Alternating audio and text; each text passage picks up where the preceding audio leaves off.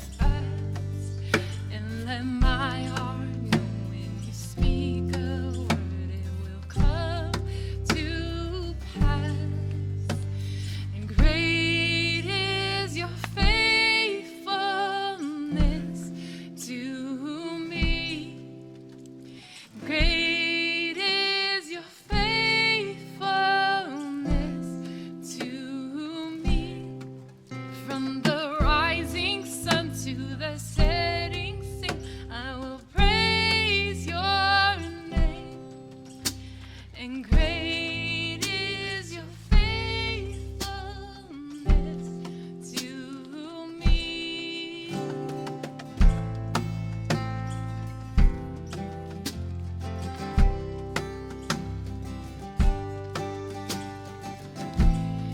God, from age to age, the world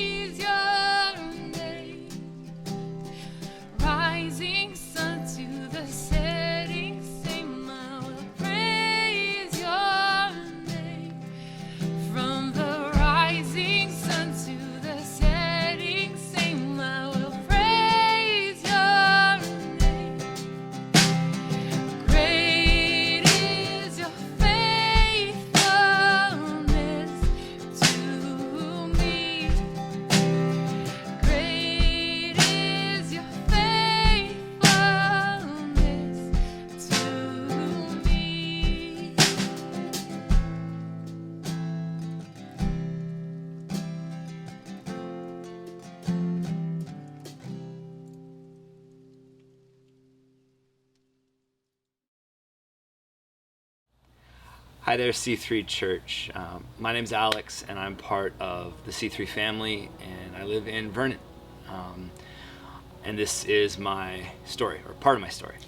And I was wanting to share with you just a piece of what we've learned in kind of like the last 3 years of life. It's been a different season. I'm going to start by reading this, and we'll kind of get into it. Even the youths shall faint and be weary, and young men shall utterly fall. But those who wait on the Lord shall renew their strength. They shall mount up with wings like eagles. They shall run and not be weary. They shall walk and not faint. It's Isaiah 40, 30, 31. So about 3 years ago, our life as a family looked very different than what it currently does right now. And we lived in the Lower Mainland in Surrey. I was operating my own chair rental business as a barber. My wife, Taylor, was managing restaurants. And we were serving at a super high high amount at our church, and we just got ourselves to a point where all the things we were doing were inherently good, but the cost of what we were doing ended up wearing and tearing very heavily on our family, and to a certain degree our marriage and our time able to spend with our kids. And it got to a point where we didn't feel great about where we were, and we prayed about it, and we decided to take a drive. We had kind of been inspired on the idea of kind of moving to Vernon, and we just wanted to kind of scout out the land a little bit and see if that was even in the realm of possibilities. So we went for a drive on New Year's Day of 2019. We drove to Vernon. It was really cold, as it would be January 1st. The roads were actually really great, and as soon as we started driving in from Lake Country down into Vernon, we just felt this real sense of peace come over us. And we got to Vernon, and we chatted a little bit with Taylor's grandparents about the idea, and they were very encouraging, biasedly as they would be. They get to be near grandchildren and great-grandchildren, so they love the idea of that. But they were also just very encouraging in the sense of raising a family in Vernon and what that looks like and what that could be like, and it was really inspiring to us. So we went home, and kind of shortly thereafter brought our pastors into the picture for some counsel, and we prayed about it, and our pastors were actually super encouraging and releasing, which we weren't exactly expecting. And we kind of started down this avenue of feeling called somewhere, and then we sought wise counsel, and we pursued prayer. And when all of those pieces seemed to line up, and there was a sense of peace over the situation, we felt that pursuing that sense of peace was the best thing for us. So August 2019, we packed up our family into a U-Haul, into a moving truck, and drove to Coquihalla with it, which was a little scary. It's a big truck. And we settled here, and things were entirely different for us. Taylor did not go back to work. I was working, but in a shop that was a much more supportive environment, rebuilding my clientele. I think at one point we were down to like 1/4 of what our family income was, but seemingly there was still just less stress involved in life. We had more time for our family, and those were all inherently good things. And then as life started to normalize, we got a house to rent, and Lila went to kindergarten, and we put her in dance, and then we found C3 Vernon. We walked into church one day, and Pastor Josiah was making coffee, and Kimberly was rocking a really cool haircut and super glowing and beaming, and getting down on her hands and knees and welcoming our kids to church. And we felt this like, oh wow, these are people like us in an environment similar to what we were used to being in for church. I think we can be here. And we even saw, I was taking my daughter to a walk-in clinic to get an inner ear infection, and she was crying, and it was a bit of a disaster, but we definitely immediately had a sense that these were people that we could be around and get along with and have a unity with. And that was really cool to find. We weren't expecting that. We had resided that things were probably going to be substantially different for us in the sense of church. And then life kind of continued to build back, and it's weird how if you're not super intentional, when life hands you a change, how you can default to what you know. So our default was to make ourselves kind of as busy as we were. We kind of reloaded what I would have classified as our prototypical schedule. I worked a lot. We were trying to recoup finances. Kids had activities. We were trying to make friends.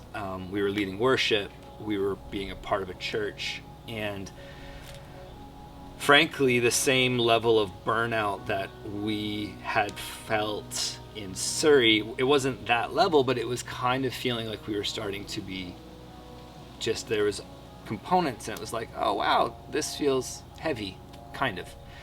And then there was just a hard stop put on life in March 2020. So many people experience this in so many different ways. And that led to me being at home with my family for a 10-week, 11-week window. And I can honestly say that as much as I had the intention of really using that time well, that thought process of like, wow, I have all of this time available to me now, to be a good dad, to be a good husband, to seek God, to pursue a richer relationship with God. And I did that to a certain extent. So much of my time was consumed with worry and fear and anxiety. Those feelings compounded made me easily irritated with my kids, and then I just passively aggressively took my emotions out on mowing my lawn. I think there was a period of time where I'd mowed my lawn 3 times. The front yard was probably 80% low-lying prickle bushes, but I tell you, it looked like grass. And I was out there mowing and just trying to block out what was, because the situation was just so frustrating to be stuck in. And then the end of our lockout period of work came around, and when we found out the date that we were going to be allowed back to work, I remember looking at one of the guys I work with and saying, I can't go back to work on that date. My wife's going to kill me. If I leave her now, this is like a 2-day warning. I don't think it'll go well for my marriage. And he said the same thing. He said, yeah, I'm actually going to wait a week. So I postponed my return to work for a week, and I kind of changed my focus. My focus actually did go entirely to my family and entirely to just being there and resting. And that was really good for us as a family. And we kind of learned from that, and we kind of started to make these quiet spaces for us to be and to kind of have, for lack of a better word, a bit of an outlet where we could just be together and have less frustration time and kind of have more grace for the craziness of a family and all that kind of stuff. And that was really great.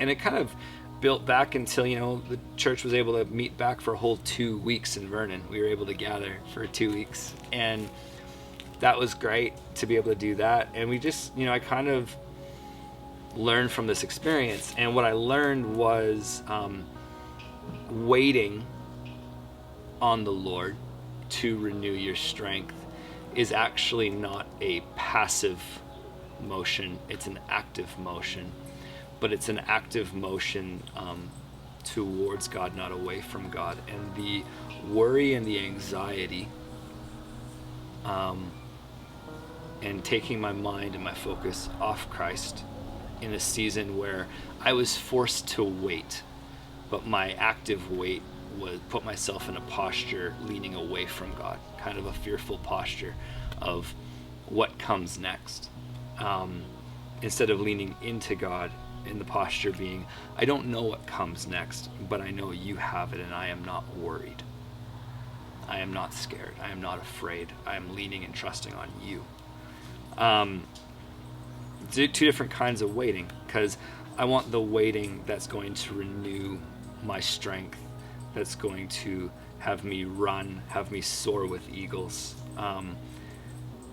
And I don't think that it necessarily pertains to physical when it talks about that, but I think it pertains to spiritual. I think it talks in that verse, I think it's to fathers who want to be better fathers. And that weight is not necessarily about a physical strength, it's about a mental strength. It's about a kind strength that we can be to our kids. And so that's kind of post-return to normality, what life has kind of become. It's kind of been this, we're going to wait on God for his timing, and we're going to press into him to renew our strength. And I'll read part of that verse again, and it just says, those who wait on the Lord shall renew their strength. They shall mount up with wings like eagles. They shall run and not be weary. They shall walk and not faint. And I believe that if we rise to what God has for us, and even in that moment, if what God has for us is to wait, that there can be really strong results from waiting. And renewed strength means that we can move forward in a strong position in relationship with God. I hope that sits well with you.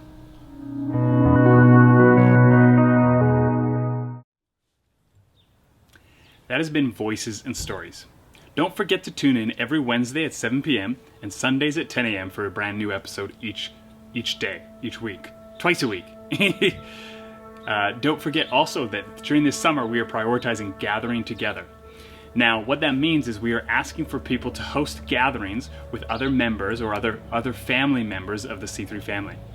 If you head to our website, c3church.ca, you can let us know that you want to host a gathering just by letting us know your name, your phone number, and the details of the time. Now, these are happening, we're designating every second Sunday as a gathering Sunday. On that same registration form or information form to fill out, there's also the opportunity to request some items. You can request a flat iron grill, a bouncy castle, cotton candy machine, various things like that to make sure that your gathering is a success. Wherever you are in the region, we would love for you to take a priority to either attend or host a gathering in these next final 2 gatherings of the summer before we head into some services in the fall. If you haven't already, make sure to head to the website to sign up for our golf day, our C3 golf day taking place in August. And also, if you're watching this, we would love if you would take the time to share it on social media, to hit like so other people can find it, and to subscribe to our page so that you do not miss an episode. If you've missed an episode, why don't you, when you're finished this, why don't you head back and watch and hear some of the other voices and stories from across our church family. We love you. See you soon.